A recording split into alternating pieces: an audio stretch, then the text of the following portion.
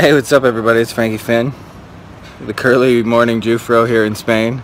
So I wanted to talk to you guys about something that nobody really talks about, and that is, why are you actually in business in the first place? Like, why are you actually like making money? Like, what is the whole purpose of your business? And what I realized is, for doing this for a while, I've realized that there's two kinds of reasons that people do this, and they produce two drastically different kinds of results.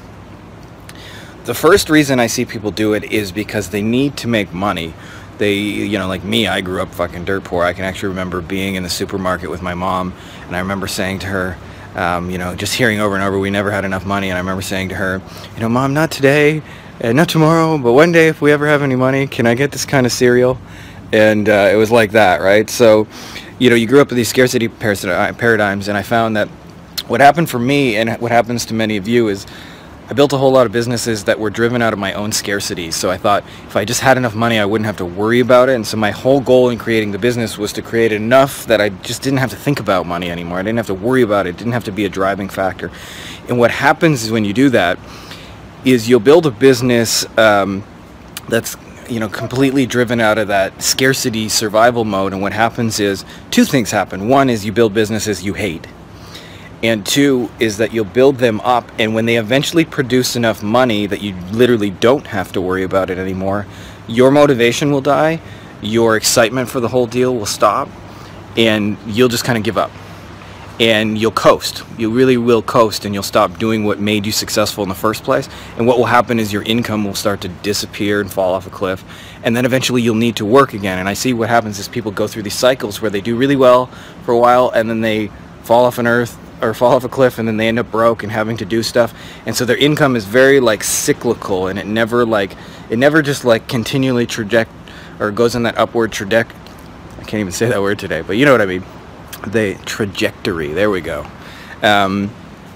What happens is, they never get these long-term sustainable results. Now, a much more powerful way to do this is, instead of creating a business that's built out of survival and fear and scarcity, is to take a step back and think about, what would you truly love to do, and why would you truly love to do it? And I think what you'll find when you do that is that there's a whole bunch of people that are really a lot like you and have a lot of things in common with you that you would love to help, simply because you truly empathize with them. I mean, the people who are most like you, they're easy to empathize with, and they're also the easiest to help, because you don't have to prepare. Like, for example, at my last event, I had a couple of people who had SEO agencies. Now, I ran an SEO agency for 7 years.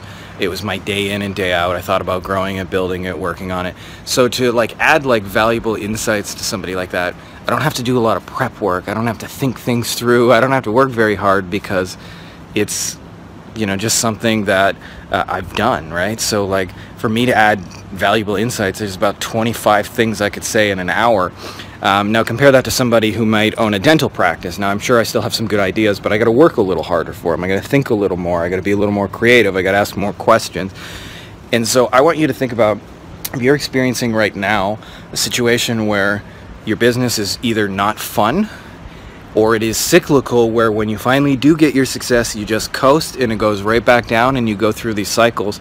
I want you to think about taking a step back and asking yourself, how can you create something that's for the long term, that you truly love and actually serves a purpose in the greater sense, that has a real reason to exist beyond just to feed me, the entrepreneur, money, right?